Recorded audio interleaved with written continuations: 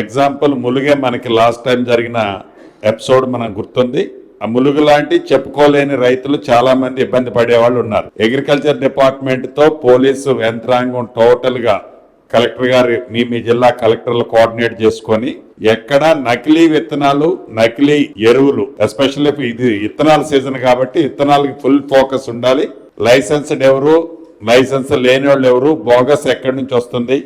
ఎందుకంటే ఆరుగాలం పంట వేసిన తర్వాత దాని రిజల్ట్ ఎప్పుడు తెలుస్తుందంటే ఆ ఈల్డ్ వచ్చేటప్పుడు తెలుస్తుంది.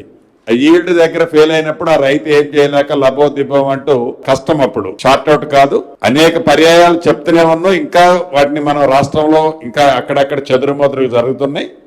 పీడీ యాక్ట్ పెట్టడమే కాదు, ఎక్కడ దాని ఉక్కుపాదంతో నకిలీ విత్తనాలు, ఎరువుల విషయంలో ప్రభుత్వం చాలా క్లారిటీగా ఉంది.